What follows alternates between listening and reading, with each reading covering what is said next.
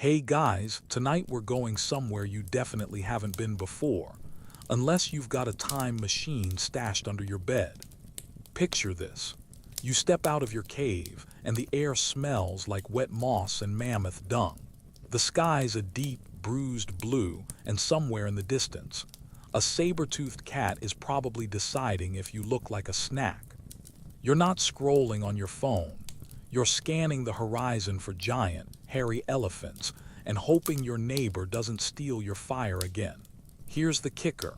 You're about to spend a night as a Cro-Magnon, the original oddballs of prehistory, and you probably won't survive this.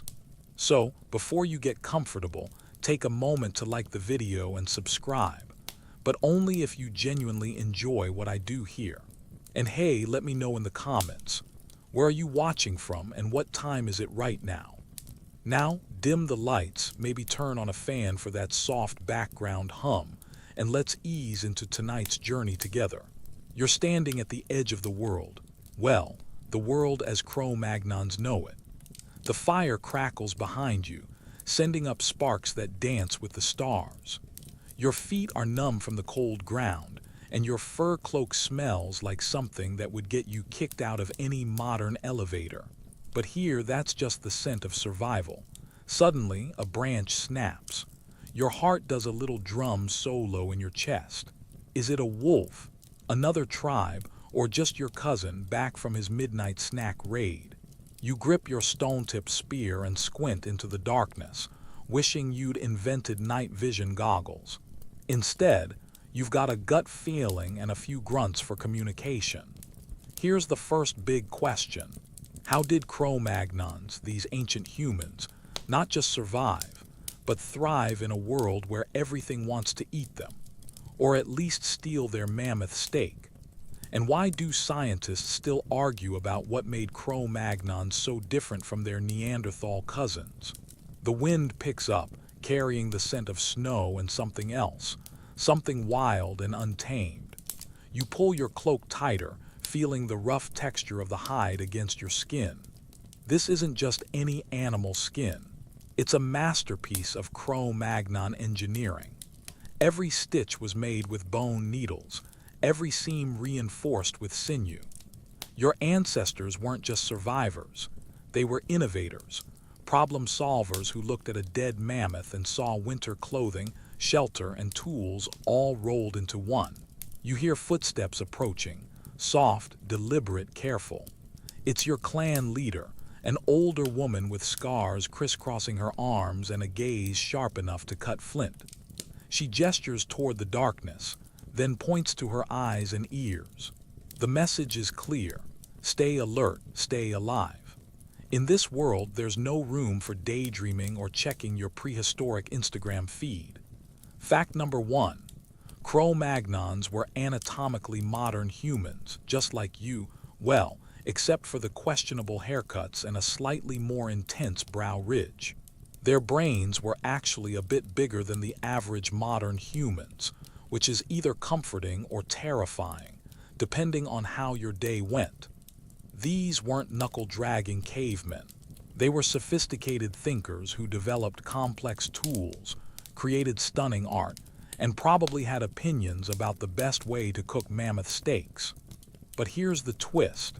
For all their advanced brains, Cro-Magnons still spent most of their time worrying about things like frostbite, saber-toothed tigers, and whether their cave art was Instagrammable enough to impress the neighbors. They lived in a world where a single mistake could mean death, where winter wasn't just uncomfortable. It was a months-long battle for survival. The fire behind you pops and hisses, sending a shower of sparks into the night. You turn to watch them rise, tiny orange stars against the black sky. Each spark reminds you of a life, brief, bright, and gone too soon. Your clan has lost members this year.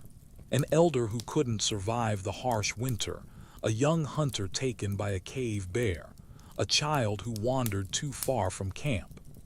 Death isn't abstract here. It's a constant companion, a reminder that every sunrise is a gift.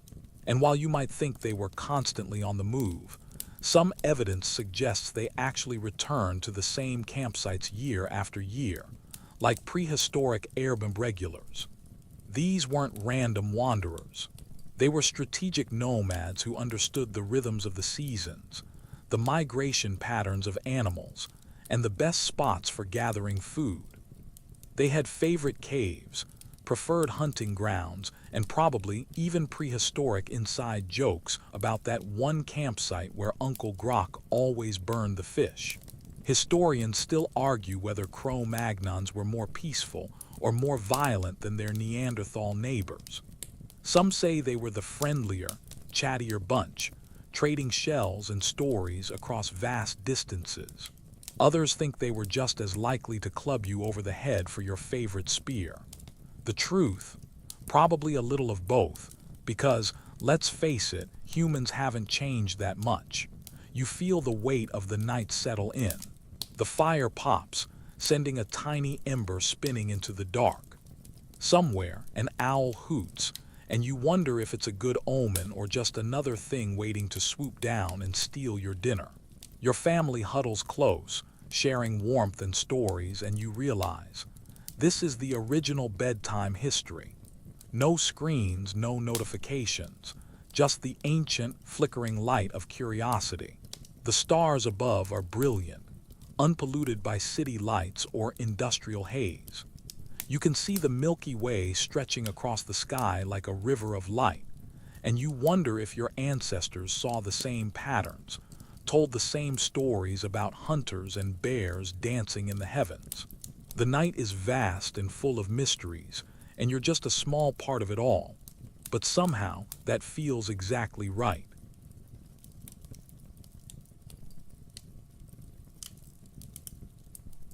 You blink awake to the first rays of a Cro-Magnon sunrise, your breath puffing out in little clouds that dissipate in the crisp morning air. The world is cold, but the colors are sharp. Frosty grass glitters like scattered diamonds, and the sky is streaked with pink and gold that would make any modern photographer weep with envy. You stretch, feeling every ache from sleeping on a bed of moss and animal skins. No memory foam here, just the occasional rock digging into your back and the constant reminder that comfort is a luxury your ancestors couldn't afford. Today, you're not just surviving, you're migrating. Cro-Magnons weren't exactly homebodies who could order takeout and binge-watch Netflix. They followed herds, rivers, and the promise of a slightly less miserable winter. You trudge along with your clan, stone tools clinking at your belt like prehistoric wind chimes, eyes peeled for danger and opportunity in equal measure. The morning mist clings to the ground, creating an otherworldly landscape where shadows dance and shapes shift. Every step forward is a step into the unknown, and you can't help but admire the sheer audacity of your ancestors.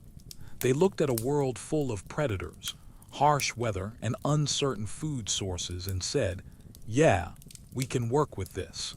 Here's a mainstream fact. Cro-Magnons spread across Europe and Asia about 40,000 years ago, outlasting and eventually replacing the Neanderthals. Their secret weapon, adaptability. They could hunt, gather, fish, and when push came to shove, move on to greener pastures. They were the ultimate nomads, carrying their entire lives on their backs and making homes wherever they stopped for the night. But here's a quirky tidbit that'll make you smile. Some archaeologists think Cro-Magnons used bird bones as whistles, not just tools. Imagine the world's first prankster, hiding in the bushes, whistling like a bird just to mess with the hunters. Hey Grok, did you hear that rare songbird? No, ugh. That's just your brother being an idiot again. If you ever wondered where your little brother got his sense of humor, blame prehistory. You squint at the horizon, where mist hugs the ground like a blanket. Your clan moves in a loose, shuffling line, everyone carrying something, tools, babies, or just the weight of another day. The elders grumble about kids these days, and the kids roll their eyes, proving that some things never change. Generational conflict, it seems, is as old as humanity itself. The path ahead is rough, carved by countless feet over countless years. You follow ancient trails that wind through valleys and over hills, routes that have been used by humans for thousands of years. These aren't just random wanderings. They're highways of prehistory, connecting communities and cultures across vast distances. Your feet ache, but you keep walking.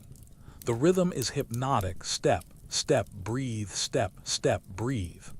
Around you, the landscape changes gradually. Forests give way to grasslands, streams merge into rivers, and always, there's the sense of movement, of progress towards something better. Historians still argue whether Cro-Magnons and Neanderthals peacefully coexisted, or if they were locked in a never-ending turf war. Some evidence points to interbreeding and shared campsites. Other signs suggest competition, even violence. The truth is probably messier than either side wants to admit. Like most family reunions, there was probably some mingling, some arguing, and definitely some awkward small talk around the fire. As you walk, you notice the tools dangling from your belt. They're not just rocks, they're carefully shaped blades, scrapers, and awls, each one crafted for a specific purpose. Cro-Magnons were tool geeks, always tinkering, always improving. You chip a flint blade, watching the sparks fly, and wonder if this is what it felt like to invent the smartphone. Except your apps are mostly for butchering mammoths and scraping hides. The sun climbs higher, warming your back and lifting your spirits.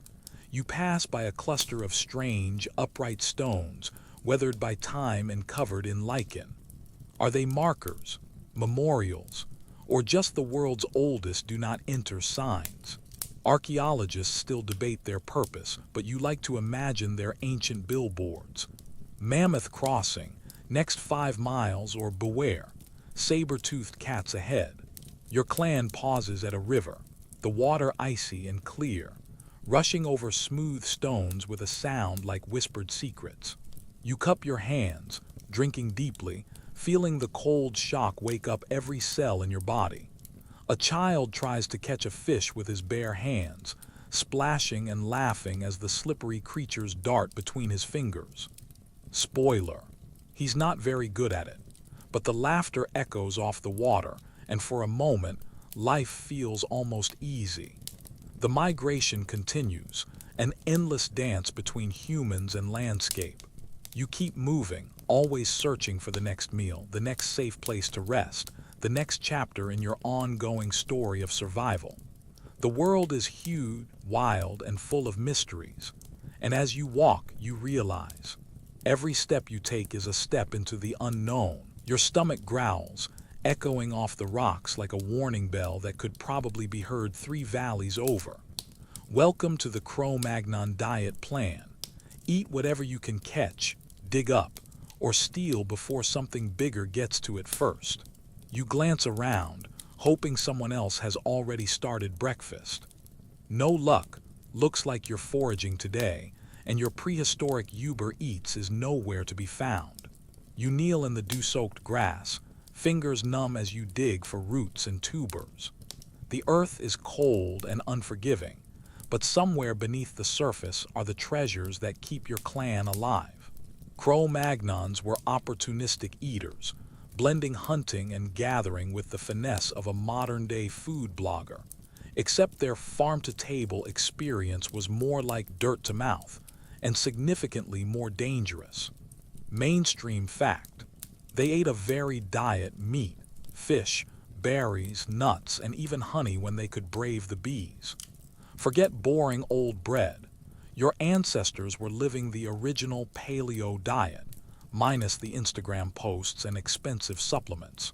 They understood nutrition in a way that would make modern dietitians jealous. Eat what's available, when it's available, and don't be picky about presentation. The morning air carries the scent of wild herbs and something else, something sweet and promising. You follow your nose to a patch of berry bushes, their fruit dark and plump. But you're not the only one who's noticed. A family of birds chatters angrily as you approach, clearly annoyed that you're crashing their breakfast party. You pick carefully, sharing the bounty with your feathered competitors. After all, there's enough for everyone, usually. Quirky tidbit. Some researchers think Cro-Magnons may have used fire not just for cooking, but for flavor, smoking meat, roasting seeds, even making something like prehistoric popcorn. Imagine the world's first movie night. Mammoth jerky, a roaring fire, and a cave wall for a screen. Pass the pine nuts, grok. This story about the dancing bison is getting good. You join a hunting party, clutching your spear with hands that shake slightly from cold and adrenaline. The group moves silently through the morning mist, every footstep deliberate, every breath controlled. Your senses are heightened.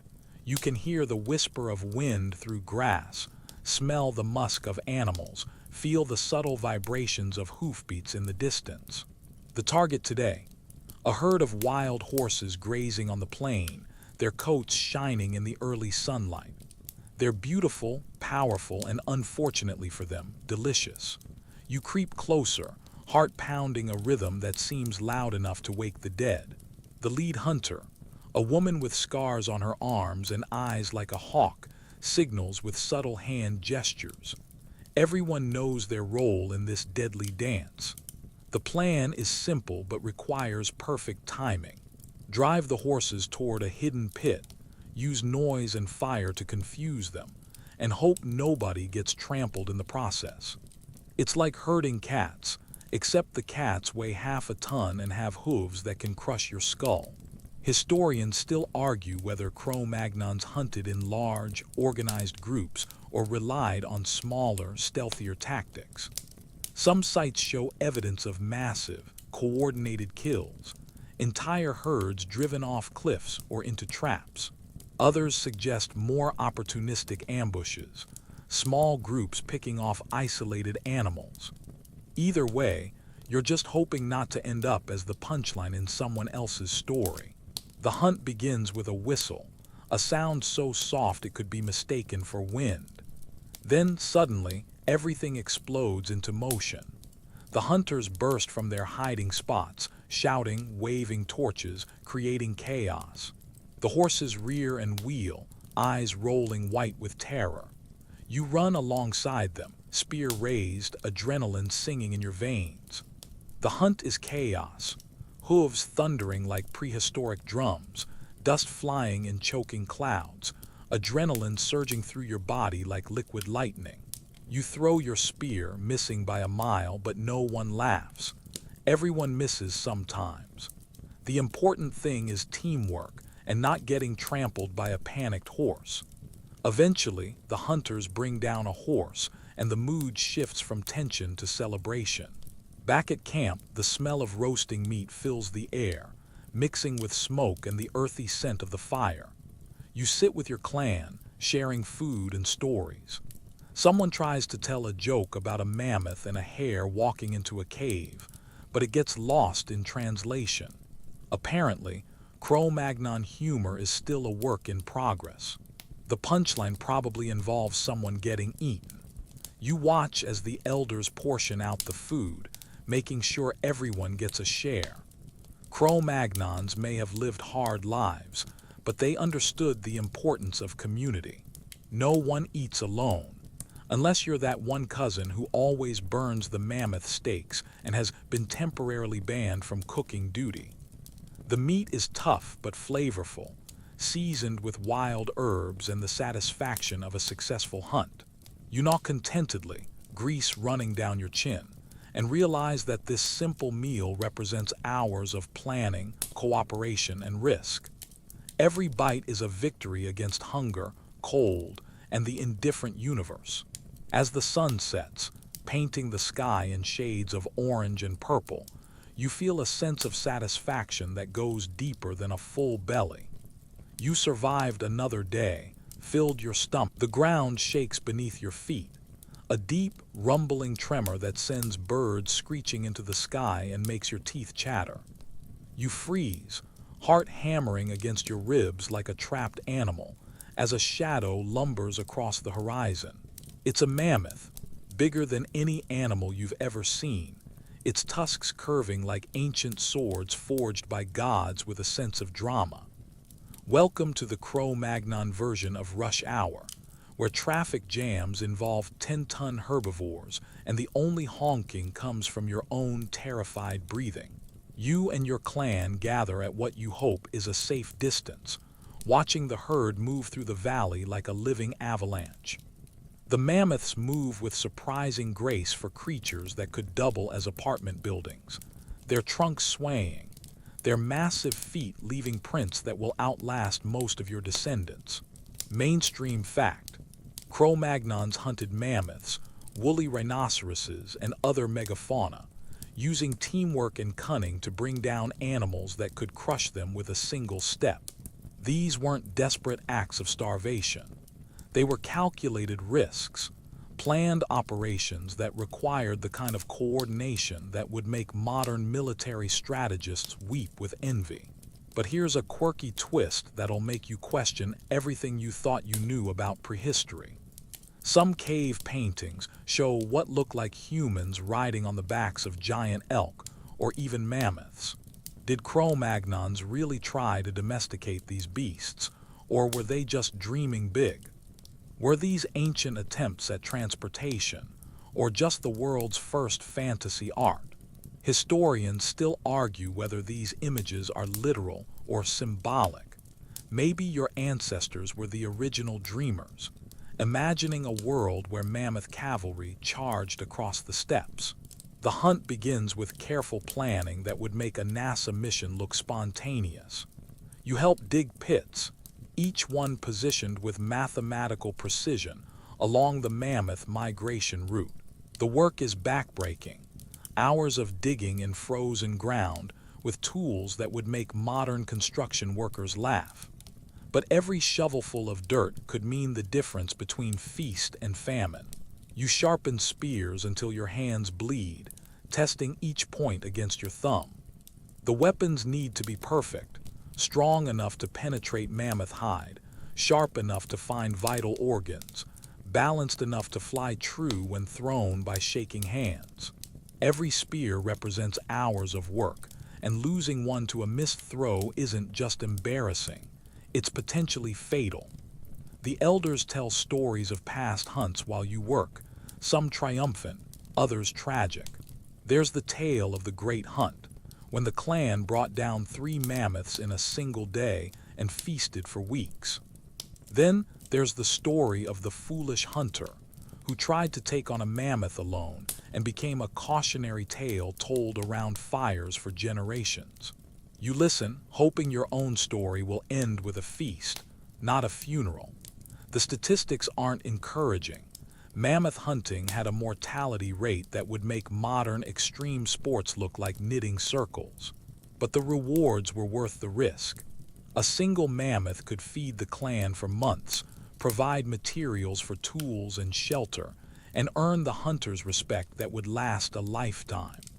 As the mammoth herd approaches, the tension is electric. You can feel it in the air like the charge before a thunderstorm. The hunters fan out, using fire and noise to drive the animals toward the traps. You shout until your throat is raw, wave torches until your arms ache, and pray to whatever gods might be listening that you don't end up as a mammoth pancake. The ground shakes with each mammoth step, a rhythm that you feel in your bones. These creatures are living mountains, and you're trying to redirect an avalanche with nothing but noise and determination. The lead mammoth trumpets, a sound that seems to come from the earth itself, and for a moment you wonder if this was such a good idea after all. Then, with a crash that echoes across the valley, a mammoth falls into a pit. The sound is tremendous, tons of flesh and bone hitting earth, followed by a trumpeting that speaks of confusion and rage. The clan erupts in cheers, relief washing over everyone like a warm wave. But the work isn't done yet. Now comes the dangerous part. The trapped mammoth thrashes in the pit, tusks flashing, trunk lashing out at anything within reach. The hunters circle carefully, spears ready, waiting for the perfect moment. One wrong move, one slip, and the celebration could turn into a tragedy. The kill must be quick and clean, not just for efficiency, but for respect. These creatures deserve better than a slow death. Now comes the butchering, the dividing, the preserving, a process that will take days and involve every member of the clan. Nothing is wasted. Meat for food, bones for tools, hide for clothing and shelter, even the fat for lamps and waterproofing. The mammoth will become part of your clan in ways both practical and spiritual. You help skin the mammoth, hands aching, back sore from bending over the massive carcass. The smell is overwhelming: blood, musk, and the earthy scent of an animal that has lived its entire life in the wild. But you're too hungry and too grateful to care. Someone cracks a joke about starting a mammoth burger stand, and everyone laughs, even the elders, who rarely crack a smile and usually save their humor for truly special occasions. Historians still debate whether Cro-Magnons hunted these animals to extinction, or if climate change played a bigger role. Some say humans were the ultimate predators, efficient killers who could take down any creature. Others argue that shifting weather patterns and changing landscapes doomed the megafauna. The truth, as always, is probably somewhere in the middle, a complex dance between human ingenuity and environmental change. As night falls, you sit by the fire, gnawing on a chunk of mammoth meat that's tough enough to use as a chew toy but tastes like victory. The stars are bright, the air is cold, and you feel a strange sense of pride mixed with humility. You face the giants of prehistory and live to tell the tale.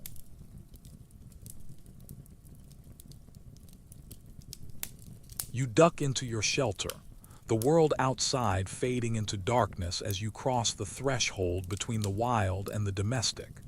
This isn't just any cave, it's home, at least for now, and the difference is immediately apparent. The walls are cool and rough beneath your fingers, etched with strange marks and splashes of color that transform cold stone into something warmer, more human. You settle onto a pile of furs, grateful for the warmth and the faint, earthy smell of safety that permeates the space. The cave entrance frames the night like a window, and you can see stars beginning to appear in the darkening sky. But inside, the flickering firelight creates a different universe, one where shadows dance on painted walls and every corner holds the accumulated wisdom of your ancestors. Mainstream fact: Cro-Magnon shelters ranged from natural caves to huts built from bones, wood, and hides. Some sites show evidence of carefully constructed homes, complete with hearths, sleeping areas, and even storage pits for food. These weren't just random places to crash for the night. They were engineered living spaces, designed with the kind of attention to detail that would make modern architects jealous. The fire crackles in its carefully constructed hearth, the smoke rising through a natural chimney that your clan discovered and improved over generations. Someone figured out how to direct the airflow, how to keep the smoke from choking everyone, how to maximize heat while minimizing fuel consumption. It's prehistoric HVAC engineering, and it works better than some modern apartments you could name. But here's a quirky detail that'll make you smile. In some caves, archaeologists have found mysterious footprints, pressed into the clay, tiny toes, big heels, sometimes even handprints on the ceiling. Were these the world's first kids' art projects, or some kind of prehistoric ritual? Did little Cro-Magnon children run around pressing their feet into wet clay while their parents tried to get dinner ready? Historians still argue whether these marks were accidental or intentional. But you like to imagine a Cro-Magnon parent sighing as their child smears mud on the walls. Grok Jr., what did I tell you about the cave paintings? You explore your shelter, running your hands over the painted surfaces that transform bare rock into a gallery of wonders. The images are vivid and alive. Herds of animals galloping across stone plains, spirals that seem to spin in the firelight, handprints that reach across millennia to touch yours. The colors come from crushed minerals, ochre for red and yellow, charcoal for black, manganese for deep purple. Each pigment was carefully prepared, mixed with spit or animal fat to create paint that has lasted longer than most civilizations. Some of the paintings are clearly representational. You can identify horses, bison, mammoths, even human figures engaged in various activities. But others are more abstract, geometric patterns that might represent maps, calendars, or something else entirely. You wonder who painted them and why. Was it art for art's sake, magic to ensure successful hunts, or just a way to pass the time on a rainy night when everyone was stuck inside? Your family gathers around the fire, the flickering light casting strange shadows that make the painted animals seem to move and breathe. The cave becomes a theater, and the walls are your screen. Someone tells a story about the first time they saw a cave bear, how it looked them in the eye and then waddled away, unimpressed by the tiny humans who had invaded its territory. Laughter echoes off the walls, mixing with the crackle of burning wood and creating a soundtrack that's both ancient and eternal. You arrange your sleeping space with the care of someone who knows that comfort is earned, not given. Cro-Magnons may not have had memory foam, but they knew how to stay comfortable, layers of moss for softness, animal skins for warmth, and careful positioning to avoid the dampest spots and the occasional dripping stalactite. You snuggle into your furs, listening to the sounds of the night. Wind whistling through the entrance, the distant howl of wolves, the soft breathing of your clan. The cave walls seem to pulse with life in the firelight. Animals gallop across stone plains, hunters raise their spears, and mysterious symbols hint at meanings lost to time. You trace the outline of a handprint on the wall. It's smaller than yours, probably made by a child or a woman. The paint is faded but still visible, a connection across thousands of years that makes your breath catch in your throat. Historians still debate the true purpose of cave paintings. Some say they were religious rituals, attempts to capture the spirits of animals before hunting them. Others think they were teaching tools, ways to pass on knowledge about animal behavior and hunting techniques. A few believe they were just prehistoric doodles, the ancient equivalent of graffiti.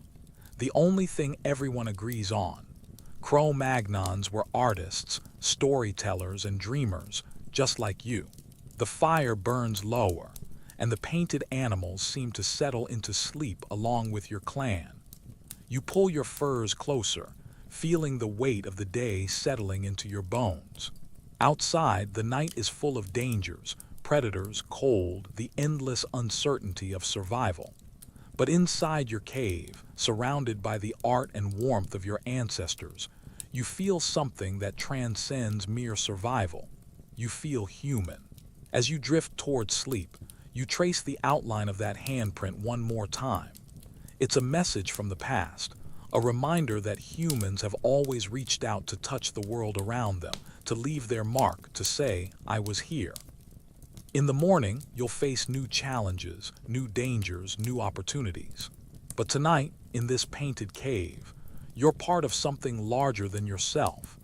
A story that began in darkness and continues in the flickering light of human imagination. You wake to find yourself examining your reflection in a still pool of water, and what you see would make any modern fashion influencer weep with envy or horror, depending on their aesthetic preferences.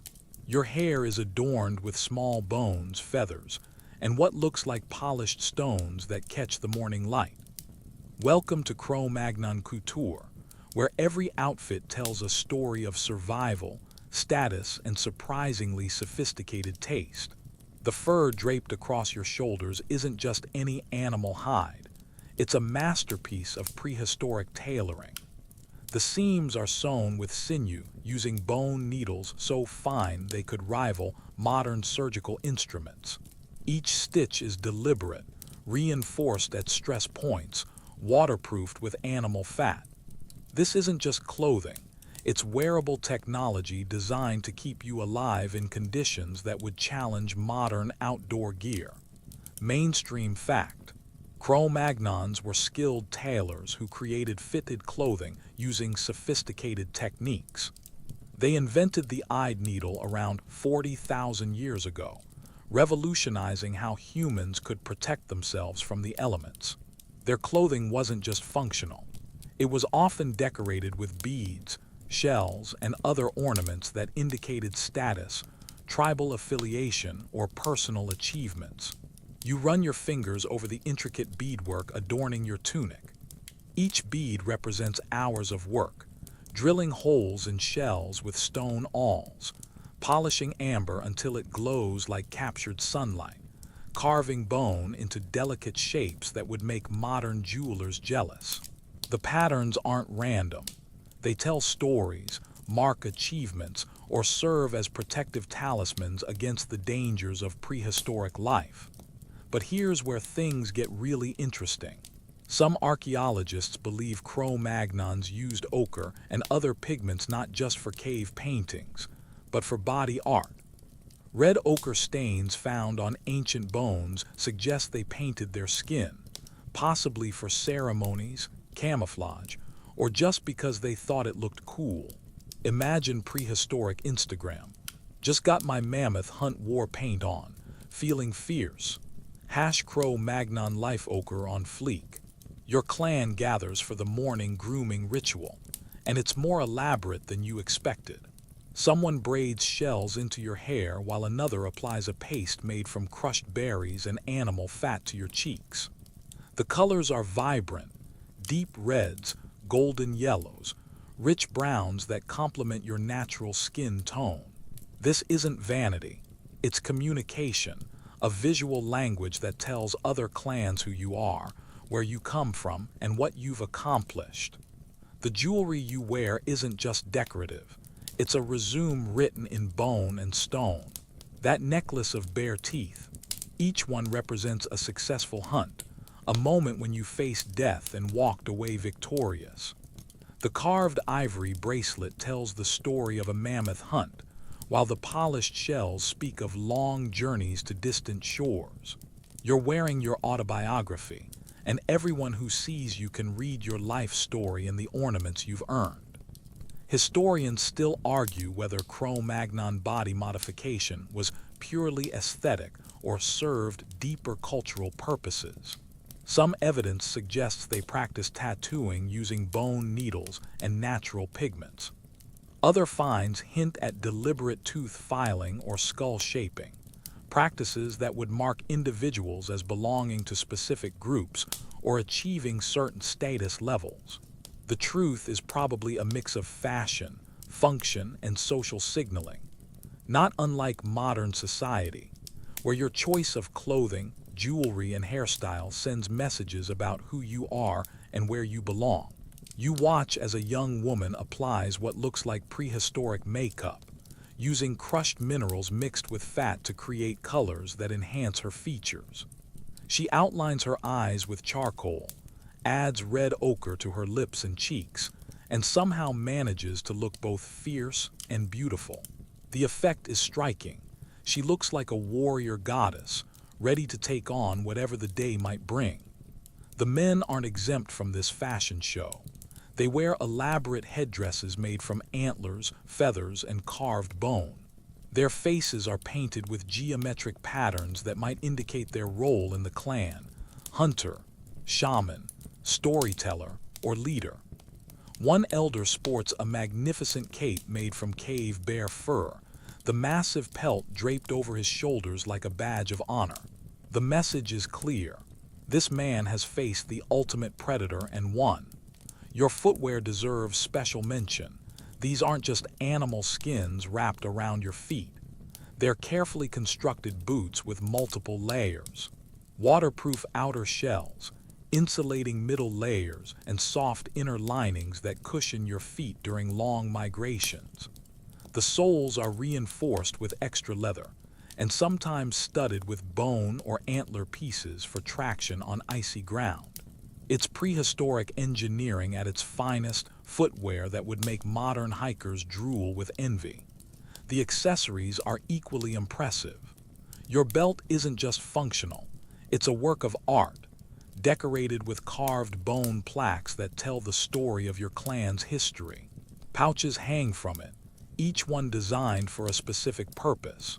Flint and tinder for fire making, small tools for detailed work, dried meat for emergency rations, and sacred objects that connect you to the spiritual world. As you admire your reflection, you realize that Cro-Magnon fashion wasn't just about looking good. It was about survival, identity, and community. Every piece of clothing, every ornament, every dab of paint served multiple purposes. You were walking advertisements for your skills, your achievements, and your place in the social hierarchy. In a world without written language, your appearance was your business card, your resume, and your autobiography all rolled into one stylish, functional package. The morning grooming session ends, and you stand with your clan, a group of individuals who have transformed themselves into something greater than the sum of their parts. You're not just humans trying to survive, Cro-Magnons, and your fashion choices announce that fact to the world with pride, defiance, and just a touch of prehistoric swagger.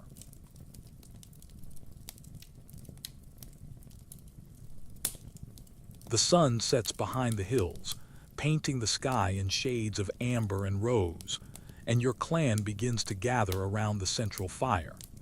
This isn't just any social hour. This is the heart of Cro-Magnon society, where families are formed, bonds are strengthened, and the occasional awkward relative makes everyone wish they could swipe left on family gatherings. You settle into the circle, feeling the warmth of the flames and the even greater warmth of belonging to something larger than yourself. Your Cro-Magnon family isn't just the people who share your DNA. It's a complex network of relationships that would make modern sociologists weep with joy. There's your birth family, your chosen family, your hunting partners, your trading buddies, and that one weird uncle who insists he can talk to mammoths. Everyone has a role, everyone has value, and everyone has at least one embarrassing story that gets told around the fire when the mood is right. The matriarch of your clan sits in the place of honor, her weathered hands gesturing as she speaks. She's seen more winters than anyone can count, survived famines, migrations, and the kind of hardships that would break lesser mortals. Her word is law, her wisdom is sought by all, and her ability to remember who owes whom a favor is legendary. She's the original family CEO, running a corporation where the stock options are measured in mammoth stakes, and the retirement plan involves not getting eaten by cave bears. Mainstream fact: Cro-Magnon societies were likely egalitarian, with both men and women participating in hunting, gathering, and decision-making. Archaeological evidence suggests that women held positions of authority and respect, and that family structures were more flexible and inclusive than many later civilizations. Children weren't just seen as future workers. They were valued members of the community whose opinions mattered and whose contributions were recognized. But here's a quirky detail that'll make you smile. Some anthropologists believe Cro-Magnons may have invented the world's first dad jokes. Evidence comes from cave paintings that seem to show humorous scenes, animals in impossible situations, humans with exaggerated features, and what might be visual puns that would make modern comedians proud. Imagine Grok the Elder standing up at the family gathering. Why did the mammoth cross the valley? To get to the other tribe. Cue groans from the teenagers and polite laughter from the adults. You watch as the children play around the fire, their games a mixture of fun and education. They're learning to hunt by chasing each other with toy spears, practicing their tracking skills by following animal prints in the dirt, and developing their social skills through elaborate games of make-believe. One little girl has appointed herself the mammoth and is charging around on all fours while the boys try to hunt her with sticks. She's clearly winning, and her victory roars echo across the campsite. The teenagers huddle together in their own group, speaking in the universal language of adolescent eye rolls and dramatic sighs.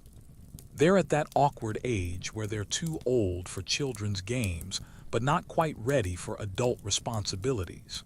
Someone's trying to impress someone else with an elaborate story about almost catching a fish, while another practices flint knapping with the intense concentration of someone who knows their social status depends on their tool-making skills. Romance is in the air, and it's both touching and hilarious to watch. A young man has been trying to get a particular young woman's attention for weeks, bringing her the choicest berries, the softest furs, and what he clearly thinks are impressive displays of his hunting prowess. She's playing hard to get, but you can see the smile she tries to hide when he's not looking. Love, it seems, hasn't changed much in 40,000 years. Historians still argue whether Cro-Magnon mating practices were monogamous or polygamous, formal or informal. Some evidence suggests pair bonding was common, while other finds hint at more complex arrangements. What's clear is that relationships were taken seriously, with elaborate courtship rituals and community involvement in major life decisions. Getting married wasn't just about two people. It was about joining families, sharing resources, and creating alliances that could mean the difference between survival and extinction. The elders begin to share stories, and the entire clan settles in for what you know will be hours of entertainment. These aren't just random tales. They're the oral history of your people, passed down through generations with the kind of accuracy that would make modern historians jealous. Every story serves multiple purposes: entertainment, education, moral instruction, and the preservation of crucial survival information.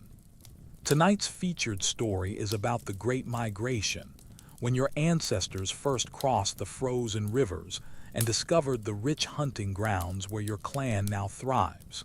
The storyteller's voice rises and falls with the drama, his hands painting pictures in the air, his eyes reflecting the firelight as he brings the past to life. Children lean forward, adults nod knowingly, and even the teenagers stop their posturing to listen. The story includes practical information disguised as entertainment: which routes are safest during different seasons, how to read weather patterns, what signs indicate good hunting grounds. But it's also about courage, perseverance, and the importance of sticking together when times get tough. The moral is clear. Your clan has survived because they've worked together, and that tradition must continue. As the night deepens, someone produces a bone flute and music fills the air. The melody is haunting, beautiful, and somehow familiar, as if it's been programmed into your DNA through countless generations of campfire concerts. People begin to hum along, then sing, their voices blending in harmonies that seem to rise straight from the earth itself. Dancing follows naturally, and soon half the clan is on their feet, moving to rhythms that predate civilization. The dances tell stories too: the hunt, the harvest, the changing seasons, the eternal cycle of life and death and rebirth. You join in, feeling the ancient patterns flow through your body, connecting you to every human who has ever danced around a fire under the stars. The evening winds down slowly, reluctantly, as if no one wants to break the spell of community and connection. Families drift toward their shelters, children are carried to bed, and the fire burns lower. But the bonds forged tonight will last, through the coming winter, through whatever challenges lie ahead, through the endless adventure of being human in a world that's both beautiful and dangerous.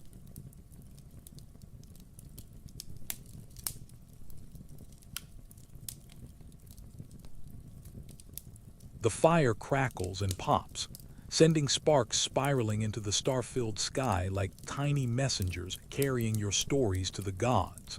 You settle deeper into the circle of warmth and light, feeling the ancient magic that happens when humans gather to share tales, songs, and the kind of wisdom that can only be passed from one generation to the next through the flickering glow of flames and the hypnotic power of the human voice. Tonight's storyteller is the clan's master of tales, an elderly man whose voice can make mammoth hunts sound like epic adventures, and whose memory contains more stories than most modern libraries hold books. His face is weathered like old leather, marked by scars that each tell their own story, and his eyes hold the kind of deep knowledge that comes from living through experiences that would break lesser mortals. The story begins, as all the best stories do, with a question that hooks your attention like a well-thrown spear. Have you ever wondered why the cave bear sleeps through winter while we must fight the cold every day? His voice carries across the circle, drawing everyone in, children wide-eyed with wonder, adults nodding with recognition, even the teenagers temporarily forgetting to look bored. Mainstream fact: Cro-Magnons developed sophisticated oral traditions that served as libraries, schools, and entertainment centers all rolled into one. These stories weren't just for fun. They contained crucial survival information, moral lessons, historical records, and the accumulated wisdom of countless generations. In a world without writing, memory was everything, and the storytellers were the keepers of civilization itself. The tale unfolds with the kind of rich detail that makes you feel like you're actually there, watching the first humans discover fire, witnessing the great floods that reshaped the landscape, following the migrations that brought your ancestors to this place. The storyteller's hands dance in the firelight, creating shadow puppets that illustrate his words, his voice rising and falling with the drama of each scene. But here's where it gets really interesting. Some researchers believe that Cro-Magnon storytelling included the world's first special effects. Evidence suggests they used echoing cave chambers, flickering torchlight, and even primitive musical instruments to enhance their tales. Imagine prehistoric surround sound, voices bouncing off cave walls, drums beating in rhythm with the story, and shadows dancing on painted walls to create the ultimate immersive experience. The children are completely absorbed, their mouths hanging open as they follow every twist and turn of the narrative. They gasp at the scary parts, cheer for the heroes, and ask endless questions that the storyteller answers with the patience of someone who understands that curiosity is the engine of human progress. But why didn't they just run away from the giant cave bear? Because, little one, sometimes running away isn't the answer. Sometimes you have to face your fears to become who you're meant to be. The story serves multiple purposes beyond entertainment. Hidden within the adventure are lessons about animal behavior, which creatures are dangerous, which can be hunted, which should be avoided at all costs. There are geographical details disguised as plot points, where to find water during dry seasons, which mountain passes are safest, how to read the signs that indicate changing weather. As the tale progresses, you notice how the storyteller adapts his narrative to his audience. When the children start to fidget, he adds more action and sound effects. When the adults lean forward with interest, he includes more complex details about hunting strategies and survival techniques. When the teenagers roll their eyes, he throws in a romantic subplot that suddenly has them paying attention again. Historians still argue whether these oral traditions were completely accurate or if they evolved over time, changing with each telling like an ancient game of telephone. Some evidence suggests remarkable consistency across generations, while other finds hint at regional variations and creative embellishments. The truth is probably that the core information remained stable, while the decorative details shifted to keep the stories fresh and engaging. The music begins softly, almost imperceptibly, someone humming along with the rhythm of the story, another person tapping a bone against a stone in time with the narrative beats. Soon, half the clan is providing a soundtrack to the tale, their voices and instruments weaving together to create something that's part story, part song, part religious experience. You find yourself humming along, even though you've never heard this particular melody before. It seems to come from somewhere deep inside you, as if the music has been encoded in your DNA through countless generations of campfire concerts. The tune is haunting and beautiful, rising and falling with the emotional peaks and valleys of the story. The storyteller's voice grows softer as the tale reaches its climax, forcing everyone to lean in closer, to become more intimate with the narrative. He speaks of courage in the face of impossible odds, of love that transcends death, of the bonds that hold communities together even when everything else falls apart. His words paint pictures more vivid than any cave painting, creating images that will live in your memory long after the fire has burned to ashes. As the story concludes, the entire clan sits in reverent silence for a moment, letting the words settle into their hearts and minds. Then, slowly, the spell begins to break. People stretch, yawn, and begin the gradual process of returning to the mundane world of daily survival. But something has changed. All been reminded of who you are, where you came from, and what it means to be human in a vast and mysterious universe. The fire burns lower, but the stories continue in smaller groups. Personal tales, family histories, jokes that make everyone laugh until their sides hurt. This is how culture is transmitted, how wisdom is preserved, how communities stay connected across time and space. In the morning, you'll face new challenges, but tonight, you're part of something eternal. The endless human tradition of gathering around fires to share the stories that make us who we are.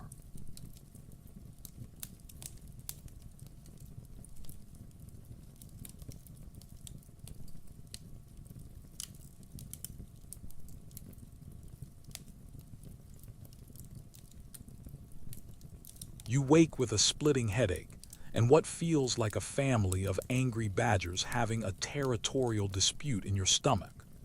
Welcome to Cro-Magnon Healthcare, where the medicine cabinet consists of whatever plants haven't killed anyone yet, and your doctor is that slightly unsettling clan member who talks to spirits and has an alarming collection of animal bones. You stumble toward the designated healing area, hoping that whatever ails you can be cured without involving any procedures that would make modern medical ethics committees faint. The clan's healer approaches with the confident stride of someone who has seen every possible way the human body can malfunction and has developed creative solutions that would either cure you or provide an interesting story for future generations. Her hands are stained with plant juices, her hair is adorned with dried herbs, and her eyes hold the kind of knowledge that comes from years of trial and error. Emphasis on the error part, judging by some of the scars on her arms.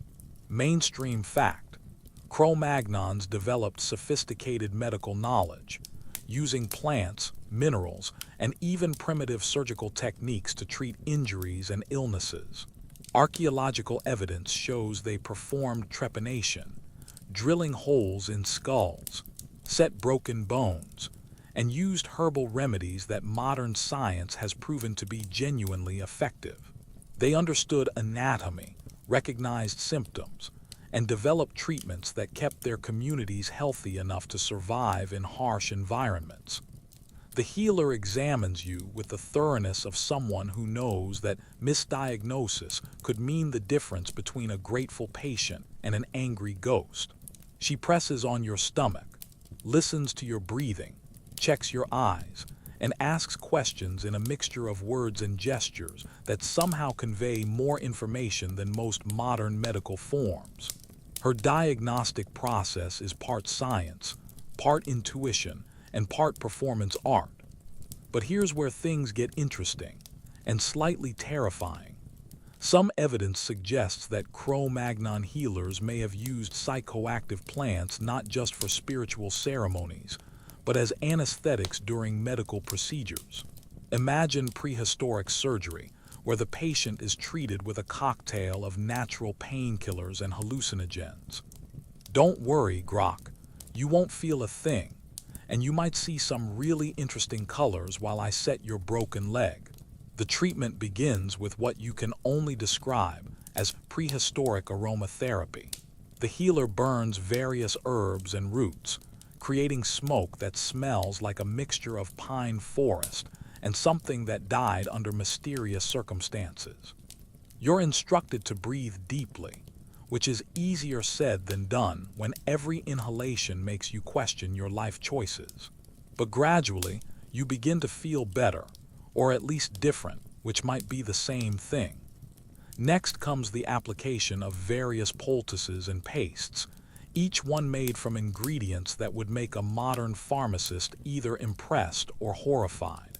There's a paste made from willow bark, which contains the same active ingredient as aspirin, a poultice of moss and honey, surprisingly effective antibiotics, and something that looks suspiciously like fermented fruit juice, but is apparently good for stomach ailments.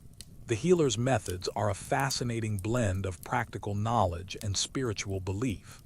She knows which plants reduce fever, which ones fight infection, and which ones should never be consumed unless you want to have a very short but extremely colorful final experience.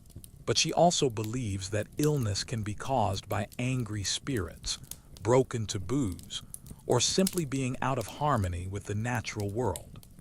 Historians still argue whether Cro-Magnon medicine was primarily empirical, based on observation and experience, or magical, based on spiritual beliefs and ritual. The truth is probably that it was both. Healers used whatever worked, whether that was a proven herbal remedy or a ceremony designed to appease the gods. In a world where the line between life and death was razor-thin, you didn't take chances with either science or superstition. The healing session includes what can only be described as prehistoric physical therapy. The healer manipulates your joints, massages your muscles, and guides you through movements that are designed to restore balance and flexibility. Her techniques are surprisingly sophisticated. She understands leverage, pressure points, and the importance of gradual rehabilitation. You leave feeling like you've been worked over by a combination of massage therapist and wrestling coach. But the real entertainment comes from watching other patients receive treatment. There's the hunter who tried to wrestle a cave bear and is now learning why that was a poor life choice. The healer treats his wounds with a mixture of practical first aid and stern lectures about the importance of thinking before acting. His sheepish expression suggests he's getting the message. Then there's the elder who insists his arthritis is caused by a curse from a rival clan. The healer nods seriously while applying heated stones to his joints and burning herbs to cleanse the spiritual contamination. Whether the treatment works because of the heat therapy or the placebo effect of feeling spiritually protected doesn't matter. What matters is that the patient feels better and can continue contributing to the clan. The most entertaining case is the young woman who claims to be suffering from love sickness, apparently a recognized medical condition in Cro-Magnon society. The healer prescribes a combination of herbal tea, ritual cleansing, and what sounds suspiciously like prehistoric relationship counseling. The patient leaves looking hopeful, clutching a bundle of herbs and a list of instructions that probably include, stop mooning over that hunter from the neighboring clan. As your treatment concludes, you realize that Cro-Magnon medicine was about more than just curing physical ailments. It was about maintaining the social and spiritual health of the community, providing comfort and hope in a world full of dangers, and preserving the knowledge that kept humanity alive through countless generations of hardship. The healer sends you off with a packet of herbs, detailed instructions for their use, and a warning to avoid certain activities until the morning mist hasn't even lifted when you spot them on the horizon. Another clan, moving across the valley like a dark line against the pale grass. Your heart does a little skip dance in your chest because, in the Cro-Magnon world, strangers could mean trade opportunities, new stories, potential mates, or the kind of trouble that ends with everyone running for their lives while screaming creative insults in prehistoric languages. Your clan leader calls for an immediate council, and everyone gathers in that tense, alert way that suggests this could go either very well or very badly. The scouts report what they've observed. The approaching group appears to be about the same size as your clan. They're carrying trade goods. And most importantly, they're not approaching with weapons raised, always a good sign in prehistoric diplomacy. The decision is made to meet them at the traditional neutral ground, a flat area near the river where clans have been conducting business for generations. You help pack the trade goods, beautifully crafted spear points, rare shells from distant shores, furs from animals that don't exist in this region, and that special ochre that makes the most vibrant red paint. Your clan's reputation as skilled traders precedes you, but reputation only goes so far when you're face to face with people who could either become friends or enemies. Mainstream fact: Cro-Magnon societies engaged in extensive trade networks that spanned hundreds of miles. Archaeological evidence shows shells from Mediterranean beaches found in inland European sites, amber from the Baltic appearing in southern caves, and obsidian tools made from volcanic glass that traveled incredible distances. These weren't isolated tribes. They were part of a complex web of relationships that connected communities across vast territories. The meeting begins with the kind of formal rituals that would make modern diplomats proud. Both clans arrange themselves in careful formations. Leaders step forward with empty hands raised to show peaceful intentions, and gifts are exchanged with the solemnity of international treaties. Your leader presents a magnificent necklace made from cave bear teeth, while their leader offers a carved ivory figurine that's so beautiful it makes everyone gasp with appreciation. But here's where things get interesting. Some anthropologists believe that these interclan meetings weren't just about trade. They were prehistoric social media conventions. People shared news, gossip, stories, and innovations. New hunting techniques were demonstrated. Artistic styles were exchanged. And young people got the chance to meet potential partners from outside their immediate gene pool. Imagine Facebook, but with more mammoth fur and fewer privacy concerns. The trading begins in earnest, and it's like watching a prehistoric stock exchange. Values are negotiated through elaborate pantomime. Quality is assessed with the critical eye of experts, and deals are struck with handshakes that carry the weight of sacred oaths. You watch as your clan's master trader examines a set of flint blades with the intensity of a jeweler evaluating diamonds, testing their sharpness, checking their balance, and nodding approvingly at their craftsmanship. The social aspects of the meeting are just as important as the economic ones. Young people from both clans eye each other with the kind of interest that suggests future alliances might involve more than just trade agreements. Elders share stories and compare notes about weather patterns, animal migrations, and the best routes through dangerous territory. Children play together, their games serving as a kind of cultural exchange program. Historians still argue whether these interclan relationships were generally peaceful or if conflict was more common than the archaeological record suggests. Some sites show evidence of cooperation and mutual benefit, while others hint at competition, territorial disputes, and occasional violence. The truth is probably that relationships were complex and varied. Some clans were natural allies, others were rivals, and most fell somewhere in between depending on circumstances.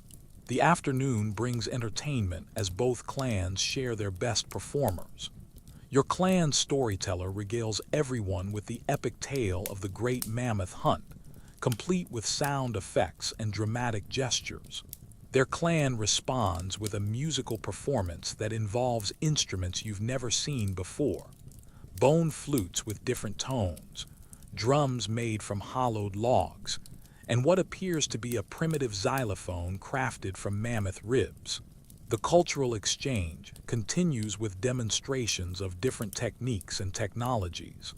Their clan shows off a new method for waterproofing leather that involves a combination of tree sap and animal fat.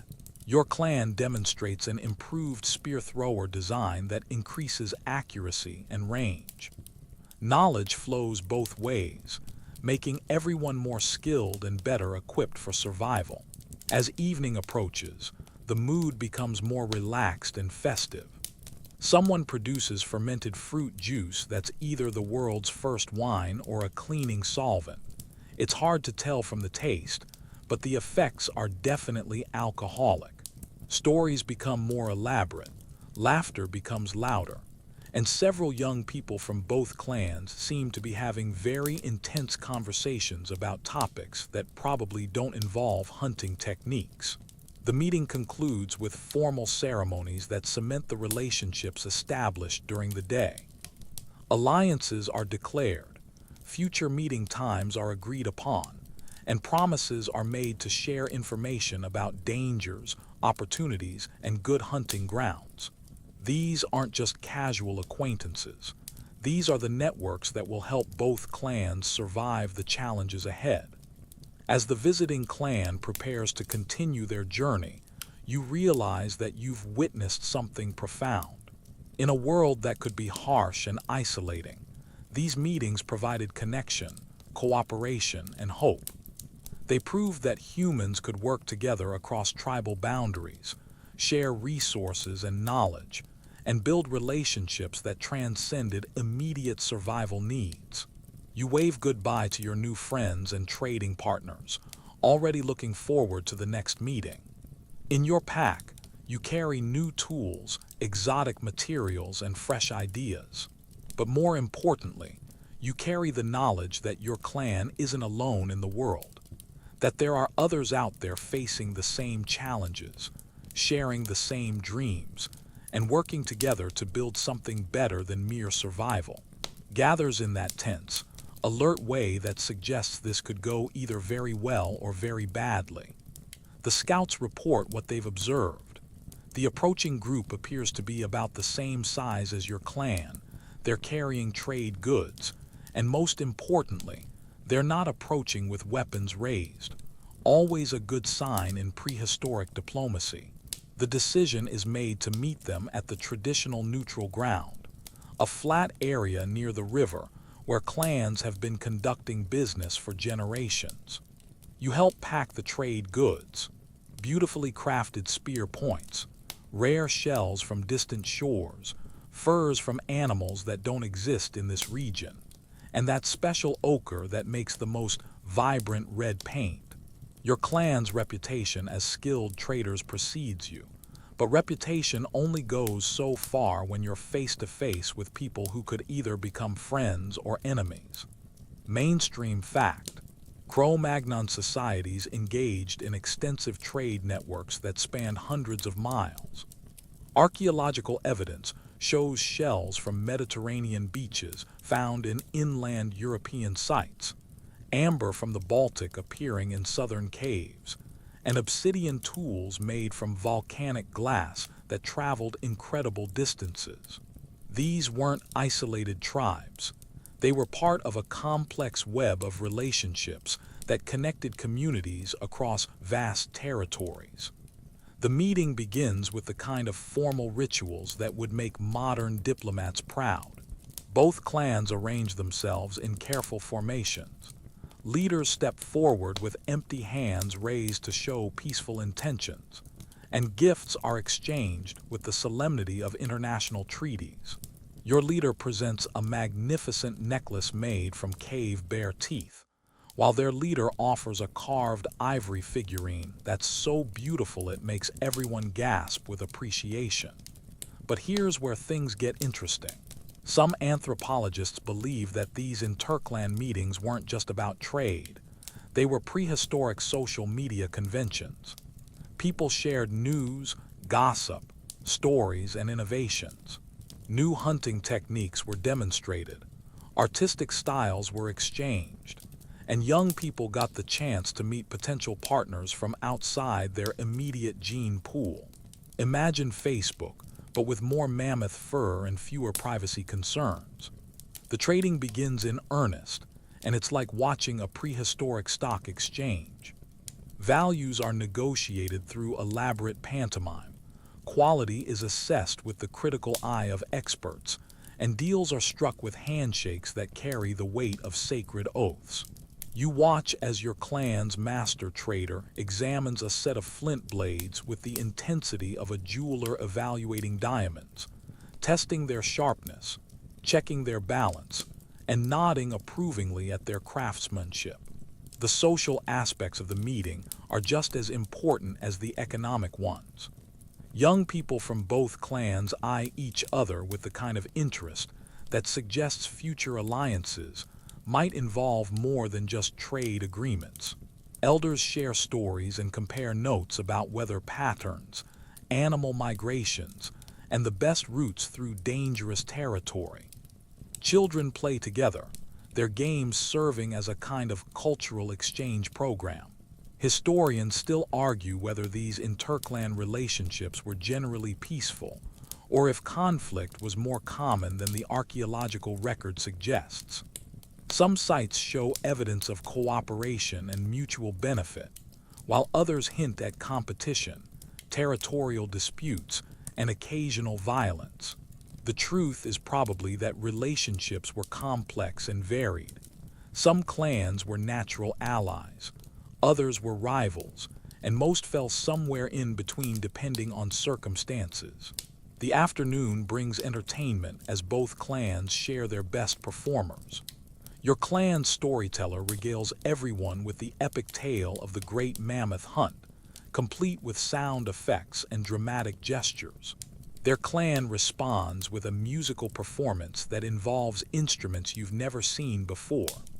Bone flutes with different tones, drums made from hollowed logs, and what appears to be a primitive xylophone crafted from mammoth ribs. The cultural exchange continues with demonstrations of different techniques and technologies. Their clan shows off a new method for waterproofing leather that involves a combination of tree sap and animal fat. Your clan demonstrates an improved spear thrower design that increases accuracy and range. Knowledge flows both ways, making everyone more skilled and better equipped for survival. As evening approaches, the mood becomes more relaxed and festive. Someone produces fermented fruit juice that's either the world's first wine or a cleaning solvent. It's hard to tell from the taste, but the effects are definitely alcoholic. Stories become more elaborate, laughter becomes louder, and several young people from both clans seem to be having very intense conversations about topics that probably don't involve hunting techniques. The meeting concludes with formal ceremonies that cement the relationships established during the day.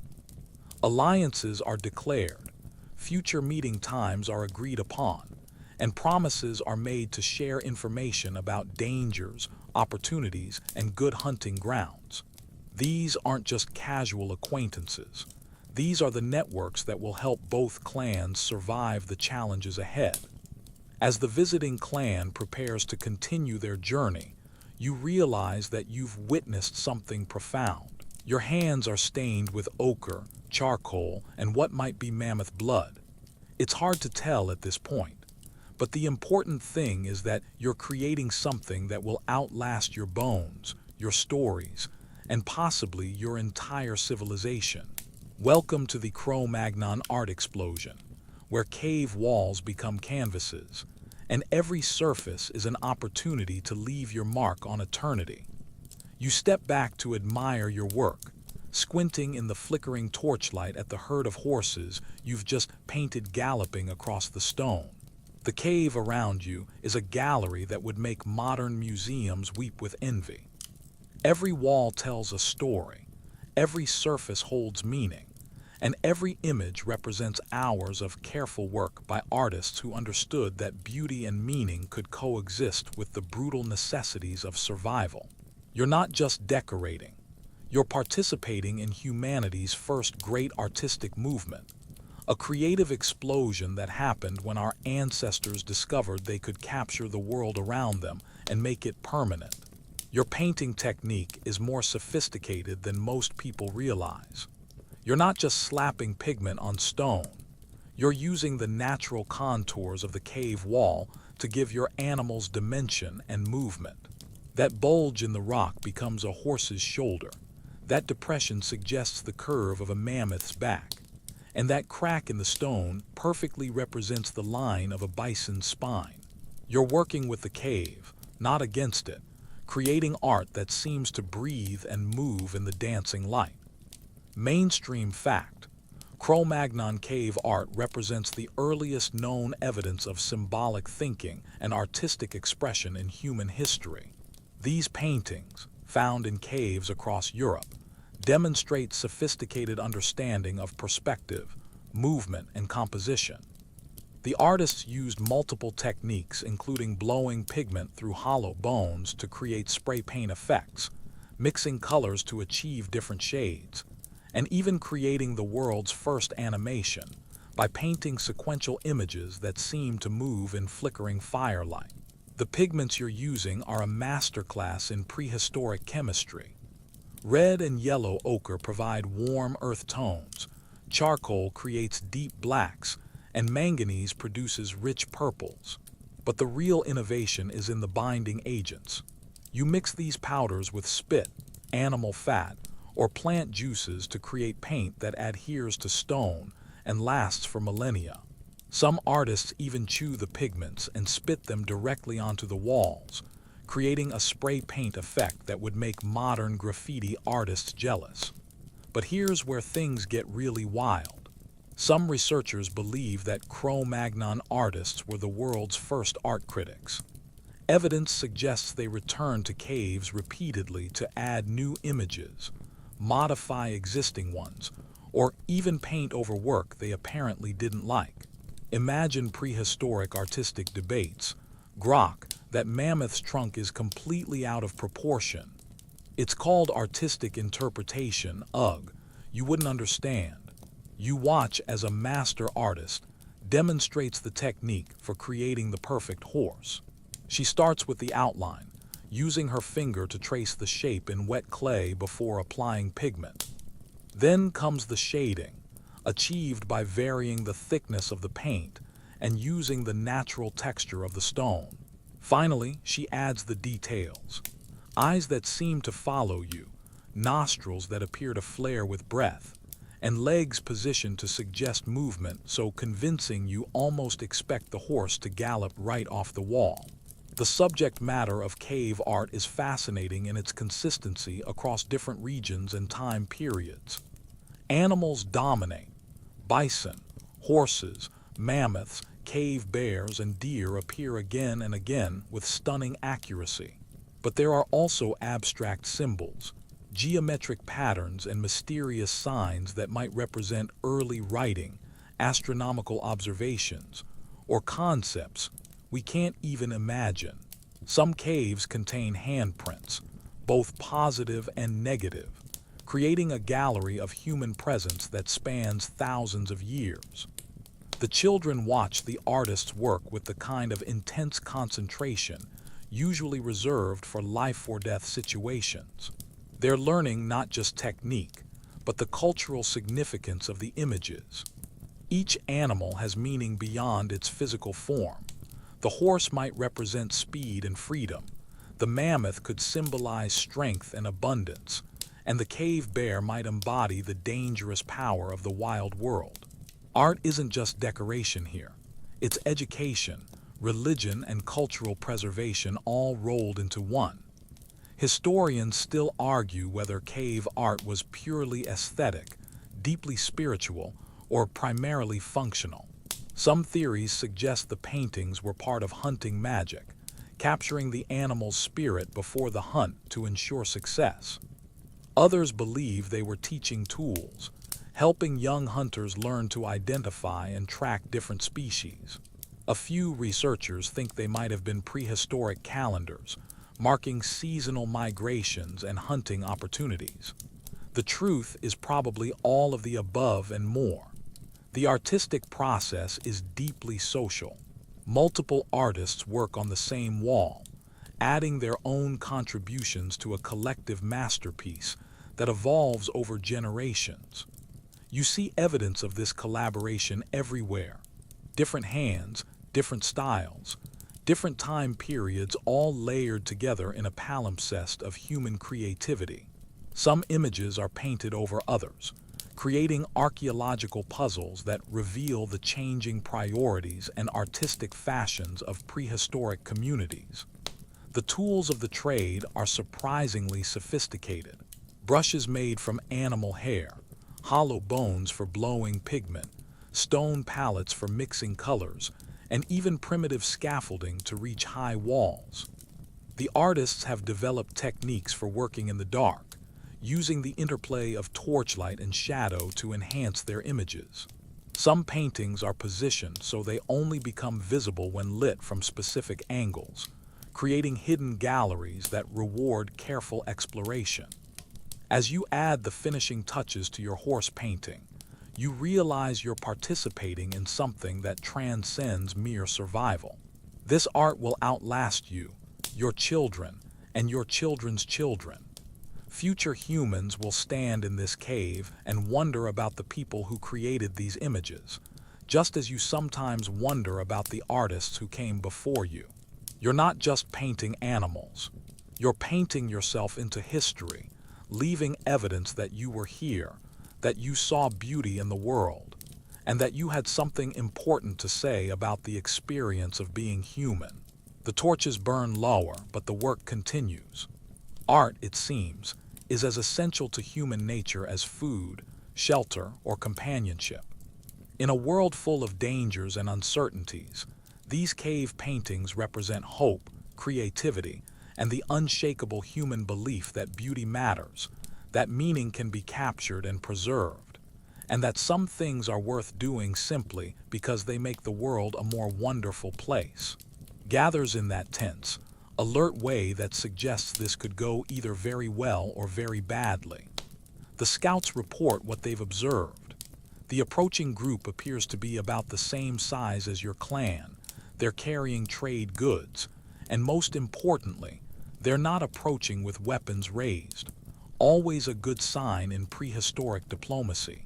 The decision is made to meet them at the traditional neutral ground, a flat area near the river where clans have been conducting business for generations. You help pack the trade goods, beautifully crafted spear points, rare shells from distant shores, furs from animals that don't exist in this region, and that special ochre that makes the most vibrant red paint. Your clan's reputation as skilled traders precedes you, but reputation only goes so far when you're face to face with people who could either become friends or enemies. Mainstream fact: Cro-Magnon societies engaged in extensive trade networks that spanned hundreds of miles. Archaeological evidence shows shells from Mediterranean beaches found in inland European sites, amber from the Baltic appearing in southern caves, and obsidian tools made from volcanic glass that traveled incredible distances. These weren't isolated tribes. They were part of a complex web of relationships that connected communities across vast territories. The meeting begins with the kind of formal rituals that would make modern diplomats proud. Both clans arrange themselves in careful formations.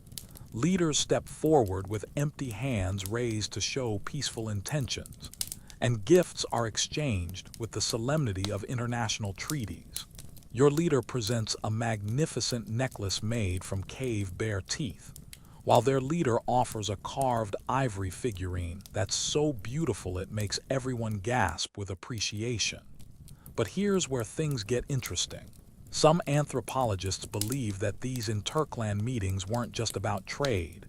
They were prehistoric social media conventions. People shared news, gossip, stories, and innovations. New hunting techniques were demonstrated. Artistic styles were exchanged. And young people got the chance to meet potential partners from outside their immediate gene pool. Imagine Facebook, but with more mammoth fur and fewer privacy concerns. The trading begins in earnest, and it's like watching a prehistoric stock exchange. Values are negotiated through elaborate pantomime. Quality is assessed with the critical eye of experts, and deals are struck with handshakes that carry the weight of sacred oaths. You watch as your clan's master trader examines a set of flint blades with the intensity of a jeweler evaluating diamonds, testing their sharpness, checking their balance, and nodding approvingly at their craftsmanship. The social aspects of the meeting are just as important as the economic ones. Young people from both clans eye each other with the kind of interest that suggests future alliances might involve more than just trade agreements. Elders share stories and compare notes about weather patterns, animal migrations, and the best routes through dangerous territory. Children play together, their games serving as a kind of cultural exchange program. Historians still argue whether these interclan relationships were generally peaceful, or if conflict was more common than the archaeological record suggests. Some sites show evidence of cooperation and mutual benefit, while others hint at competition, territorial disputes, and occasional violence. The truth is probably that relationships were complex and varied. Some clans were natural allies, others were rivals, and most fell somewhere in between depending on circumstances. The afternoon brings entertainment as both clans share their best performers. Your clan's storyteller regales everyone with the epic tale of the great mammoth hunt, complete with sound effects and dramatic gestures. Their clan responds with a musical performance that involves instruments you've never seen before. Bone flutes with different tones, drums made from hollowed logs, and what appears to be a primitive xylophone crafted from mammoth ribs. The cultural exchange continues with demonstrations of different techniques and technologies. Their clan shows off a new method for waterproofing leather that involves a combination of tree sap and animal fat. Your clan demonstrates an improved spear thrower design that increases accuracy and range. Knowledge flows both ways, making everyone more skilled and better equipped for survival. As evening approaches, the mood becomes more relaxed and festive. Someone produces fermented fruit juice that's either the world's first wine or a cleaning solvent. It's hard to tell from the taste, but the effects are definitely alcoholic. Stories become more elaborate, laughter becomes louder, and several young people from both clans seem to be having very intense conversations about topics that probably don't involve hunting techniques. The meeting concludes with formal ceremonies that cement the relationships established during the day. Alliances are declared, future meeting times are agreed upon, and promises are made to share information about dangers, opportunities, and good hunting grounds. These aren't just casual acquaintances. These are the networks that will help both clans survive the challenges ahead. As the visiting clan prepares to continue their journey, you realize that you've witnessed something profound. In a world that could be harsh and isolating, These meetings provided connection, cooperation, and hope. They proved that humans could work together across tribal boundaries, share resources and knowledge, and build relationships that transcended immediate survival needs. You wave goodbye to your new friends and trading partners, already looking forward to the next meeting. In your pack, you carry new tools, exotic materials, and fresh ideas. But more importantly, you carry the knowledge that your clan isn't alone in the world, that there are others out there facing the same challenges, sharing the same dreams, and working together to build something better than mere survival.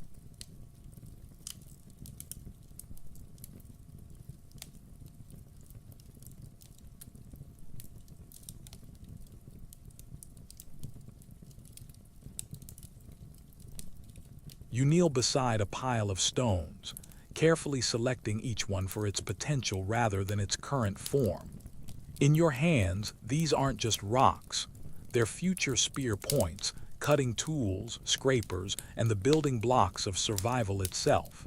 Welcome to the Cro-Magnon tech revolution, where innovation happens one chip at a time, and every breakthrough could mean the difference between your clan thriving or becoming a cautionary tale told around someone else's fire. The flint napping session begins with the kind of focused concentration usually reserved for defusing bombs or performing brain surgery. Your teacher, a master craftsman whose fingers are permanently stained with stone dust and whose eyes can spot quality flint from 50 paces, demonstrates the basic technique. Strike here, angle there, apply just enough pressure to fracture the stone along its natural grain lines. It looks easy when he does it. When you try, you mostly succeed in creating expensive gravel. Your workspace is a testament to prehistoric engineering. Leather pads protect your legs from sharp fragments. Antler hammers provide precise control over each strike, and bone pressure flakers allow for the delicate finishing work that transforms rough blanks into functional tools. The master craftsman has arranged everything with the methodical precision of someone who understands that good tools make all other tools possible. Mainstream fact: Cro-Magnons developed sophisticated tool-making techniques that represented a quantum leap in human technology. They created specialized tools for specific tasks, developed composite weapons that combined multiple materials, and invented new techniques like pressure flaking that allowed for unprecedented precision and efficiency. Their toolkits were so advanced that some designs remained essentially unchanged for thousands of years. The process of creating a spear point is like watching prehistoric 3D printing in action. The craftsman starts with a rough piece of flint and gradually shapes it through a series of carefully planned strikes. Each chip that flies off is intentional, part of a mental blueprint that exists only in the maker's mind. Waste flakes aren't discarded. They become smaller tools, scrapers, or cutting implements. Nothing is wasted in a world where raw materials might be days of travel away. But here's where things get really interesting. Some archaeologists believe that Cro-Magnons may have accidentally invented the world's first quality control systems. Evidence suggests they developed standardized techniques and measurements, creating tools that were remarkably consistent across different makers and time periods. Imagine prehistoric ISO certification.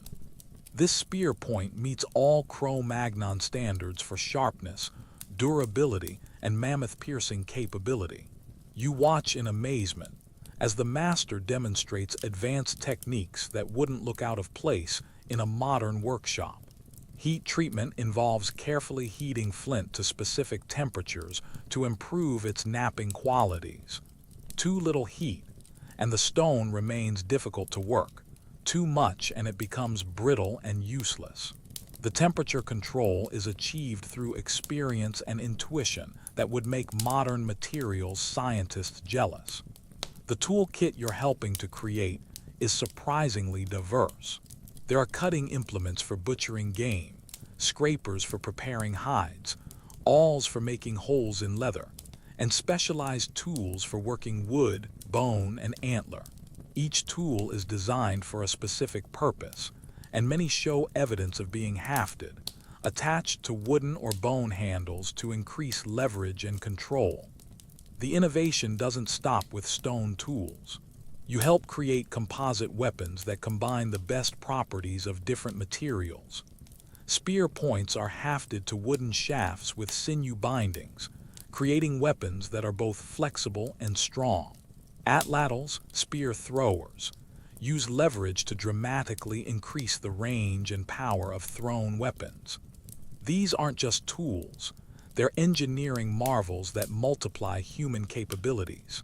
Historians still argue whether Cro-Magnon innovations were the result of individual genius or collective problem-solving.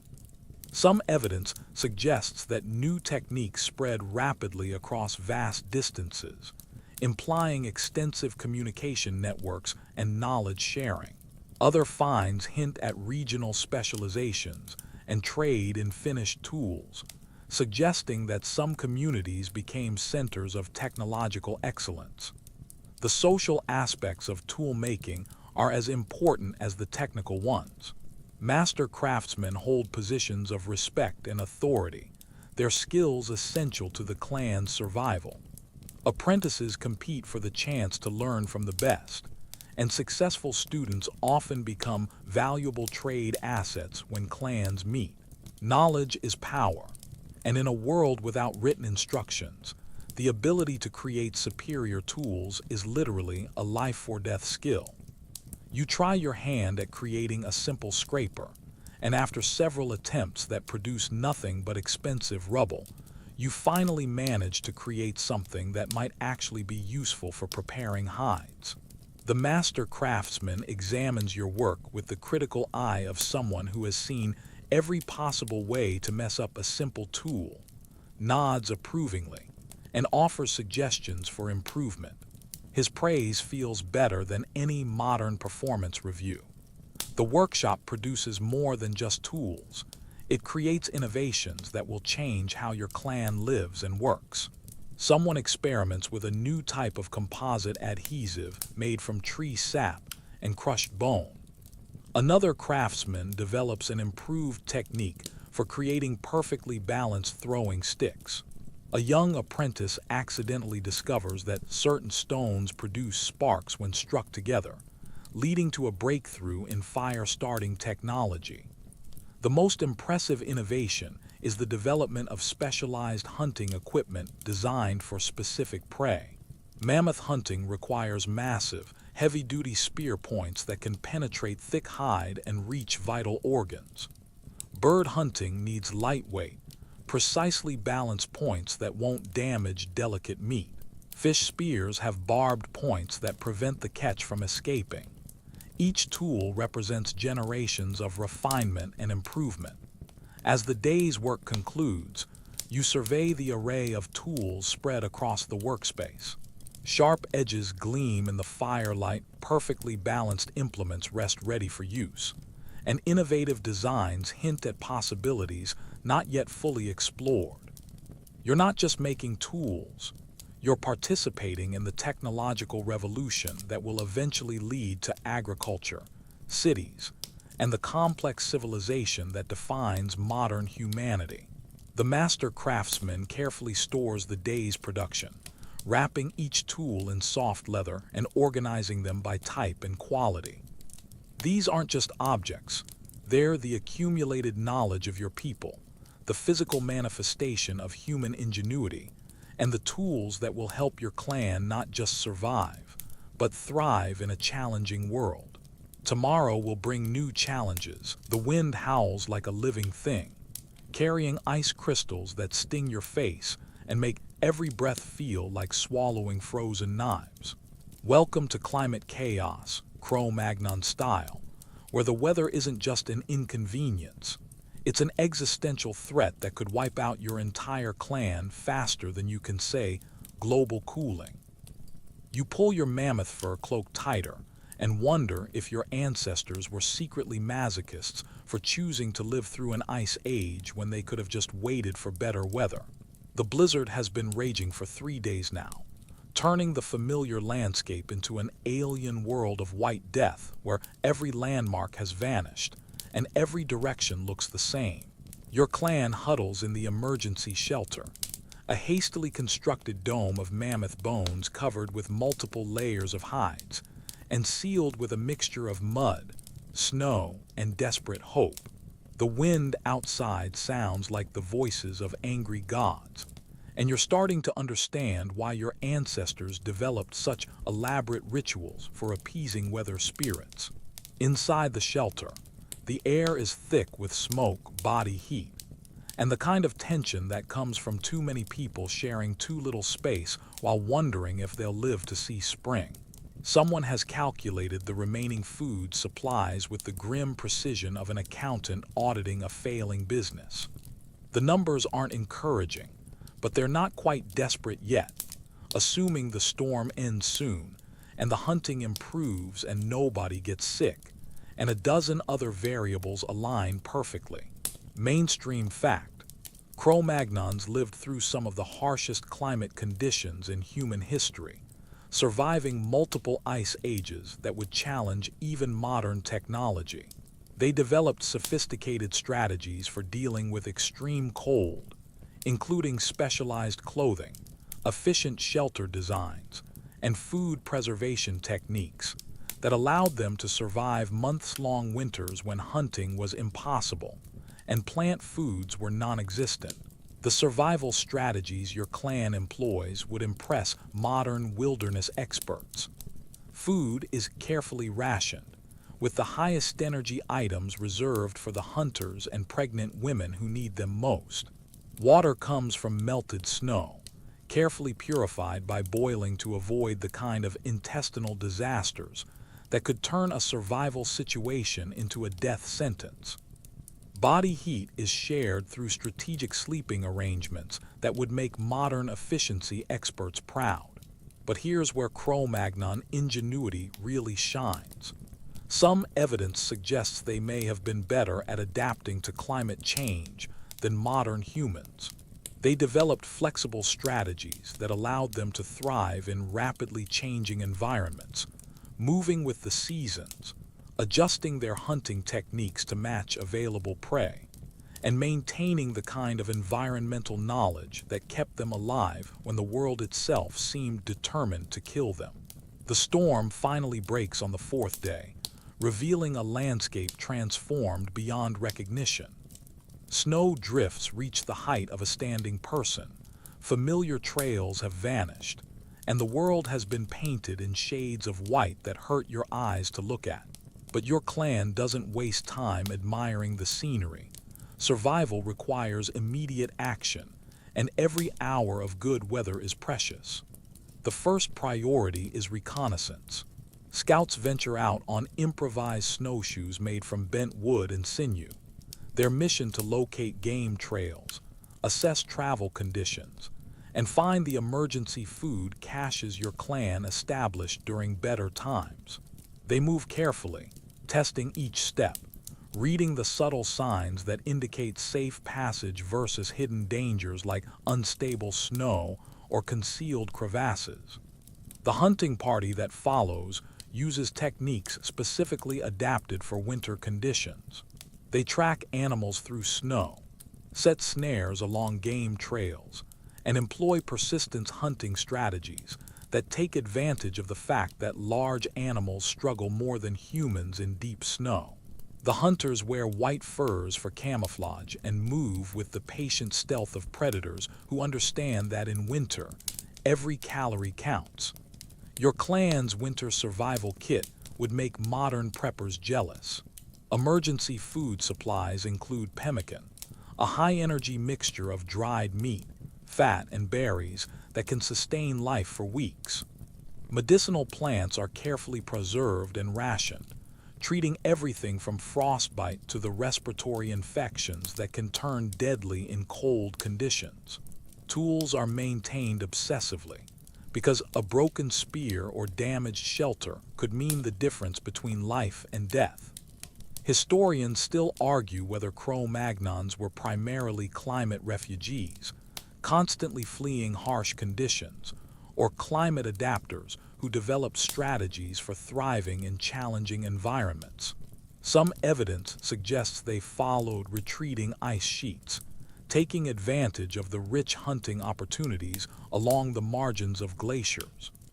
Other finds indicate they established permanent settlements in areas that remained habitable throughout climate fluctuations. The psychological aspects of surviving extreme weather are as important as the physical ones.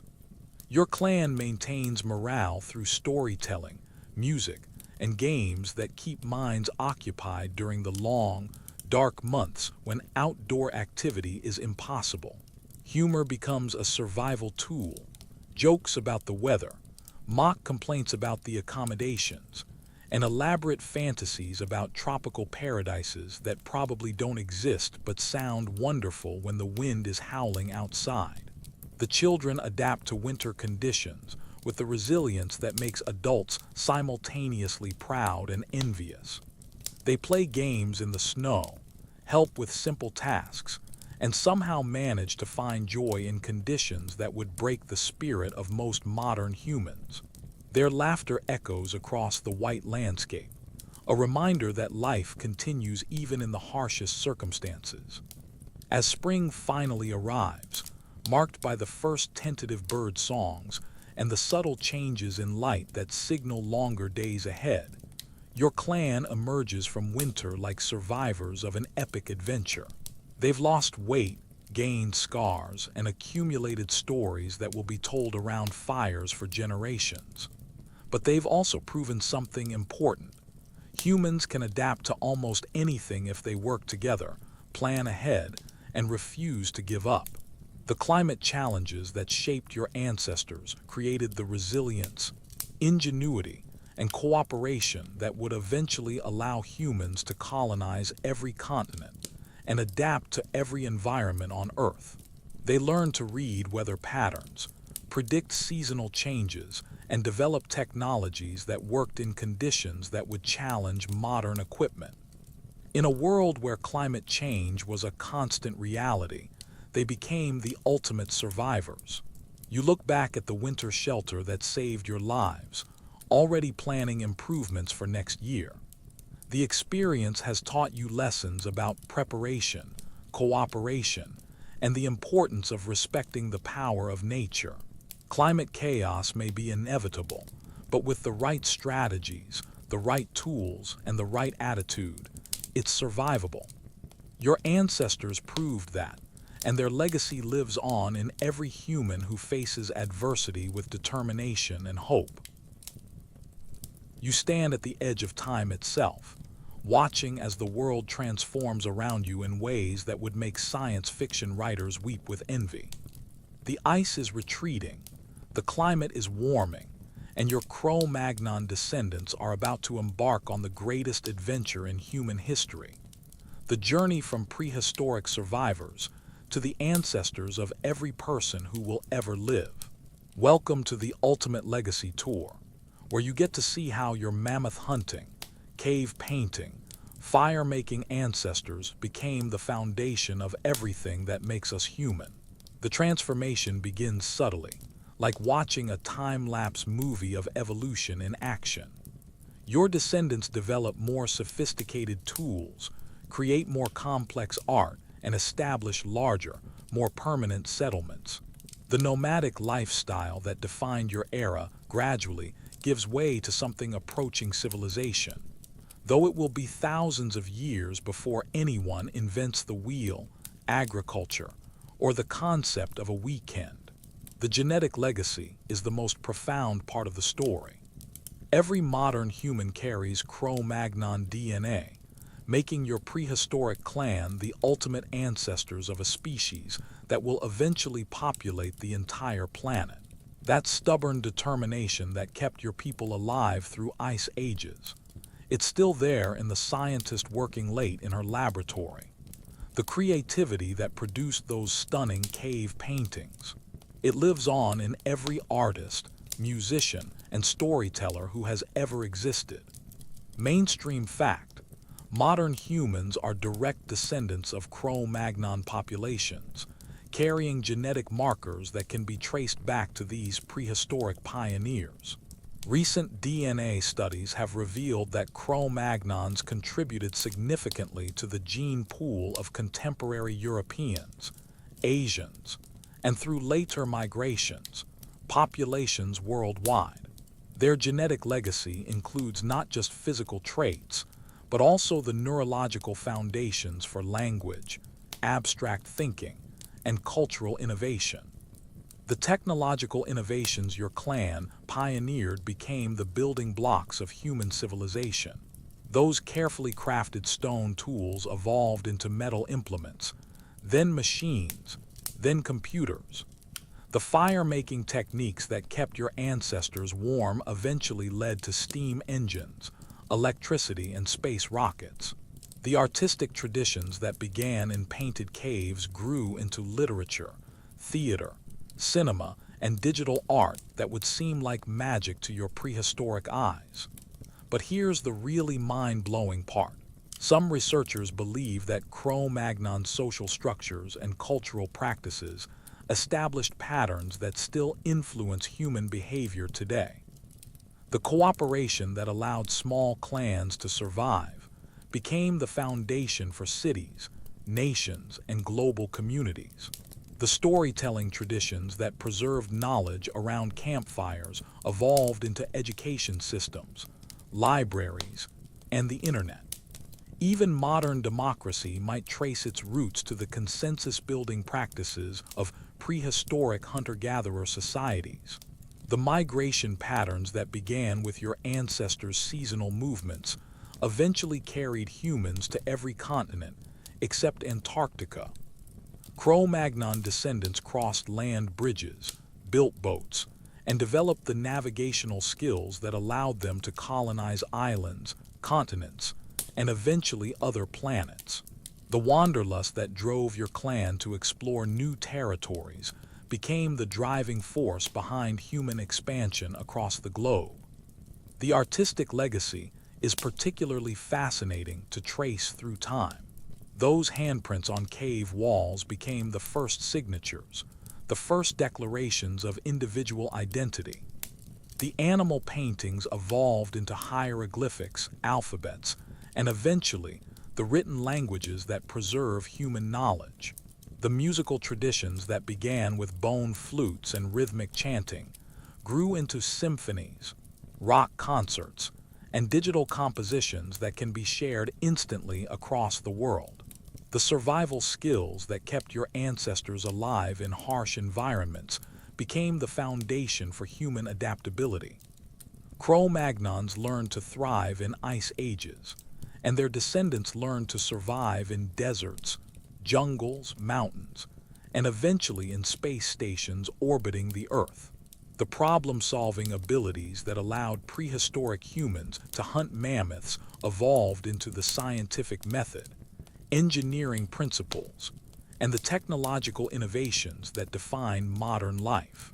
Historians still debate whether modern humans have gained or lost capabilities compared to their Cro-Magnon ancestors. Some evidence suggests that prehistoric humans had larger brains, better physical conditioning, and more acute senses than contemporary people. Others argue that modern humans have developed cognitive abilities and cultural knowledge that far exceed anything possible in prehistoric times. The truth is probably that we've traded some capabilities for others, becoming more specialized, but perhaps less individually resilient. The social innovations pioneered by your clan became templates for human organization that persist today. The division of labor that allowed some people to specialize in tool making, while others focused on hunting, evolved into the complex economic systems that drive modern civilization. The leadership structures that helped clans make decisions became the foundation for governments, corporations, and international organizations. The The spiritual and philosophical traditions that began around Cro-Magnon campfires grew into the world's religions, ethical systems, and philosophical schools. The questions your ancestors asked about life, death, and meaning became the foundation for human culture, driving the search for understanding that has produced science, art, and literature. The sense of wonder that led prehistoric humans to paint animals on cave walls still motivates modern humans to explore space, decode DNA, and create beauty in all its forms. As you watch this incredible transformation unfold across millennia, you realize that your Cro-Magnon ancestors weren't just surviving. They were laying the groundwork for everything that would follow. Every innovation, every adaptation, every moment of creativity or cooperation contributed to the long chain of human development that leads directly to the modern world. The legacy isn't just genetic or technological. It's fundamentally about what it means to be human. The curiosity that drove your ancestors to explore new territories still motivates modern scientists and explorers. The creativity that produced cave art lives on in every human who has ever made something. The stars wheel overhead in their ancient patterns, the same constellations your ancestors watched from caves and campsites across countless generations. You sit by the dying embers of your fire, feeling the weight of the night settling around you like a familiar blanket. The wind whispers through the grass with the soft sound of time itself passing, carrying with it the sense of earth and growing things, the promise of seasons yet to come, and the eternal rhythm of a world that continues its dance long after individual lives have faded into memory. Your journey through Cro-Magnon life is drawing to a close, but the echoes of what you've experienced will linger like the afterglow of sunset. You've walked in the footsteps of your ancestors, felt the cold bite of ice age winters, tasted the satisfaction of successful hunts, and witnessed the birth of art, technology, and culture that would shape the future of humanity. The mammoth hunters and cave painters who seemed so distant at the beginning of this journey now feel like family, because, in the deepest sense, they are. The fire crackles softly, sending up occasional sparks that dance briefly against the darkness before winking out like tiny lives completing their stories. Each spark reminds you of the individual Cro-Magnons who lived, loved, struggled, and dreamed in this ancient world. They faced challenges that would terrify most modern humans, yet they not only survived but created beauty, meaning, and the foundations of everything we consider essentially human. You think about the children you've watched playing around these prehistoric campfires, their laughter echoing across valleys that have since been transformed by glaciers, rivers, and the passage of millennia. Those children grew up to become the hunters, artists, healers, and storytellers who carried human culture forward through the long darkness of the ice ages. Their games became traditions, their questions became wisdom, and their dreams became the driving force behind human progress. The tools scattered around the dying fire catch the last glimmers of light. Stone blades that could cut through mammoth hide, bone needles that created the first tailored clothing, and wooden spears that brought down the giants of the prehistoric world. These simple implements represent humanity's first steps toward mastering the environment, the beginning of a technological journey that would eventually lead to space travel, genetic engineering, and artificial intelligence. The painted caves you've explored seem to glow in your memory, their walls alive with galloping horses, trumpeting mammoths, and mysterious symbols that speak across the centuries. Those first artists were doing something revolutionary. They were capturing the world around them and making it permanent, creating the first libraries, the first schools, and the first galleries. They were saying, "This matters. This is worth preserving. This is who we are." The stories you've heard around countless campfires blend together into an epic narrative of human persistence, creativity, and hope. Each tale carried practical knowledge disguised as entertainment, moral lessons wrapped in adventure, and the accumulated wisdom of generations who learned through trial and error how to be human in a world that offered no instruction manual. You remember the healers with their mysterious remedies, the traders with their exotic goods, and the leaders who guided their clans through challenges that would have broken lesser spirits. Each person you've encountered represents a thread in the vast tapestry of human experience, a unique contribution to the story that connects your prehistoric ancestors to every person alive today. The wind grows softer now, barely stirring the grass around your feet. The night sounds fade to a gentle whisper, the distant call of an owl, the rustle of small creatures in the undergrowth, the eternal murmur of a stream finding its way to the sea. These are the same sounds that lulled your Cro-Magnon ancestors to sleep, the natural soundtrack that has accompanied human dreams for thousands of generations. As drowsiness begins to claim you, the boundaries between past and present start to blur. The Cro-Magnons you've lived among don't feel like ancient history anymore.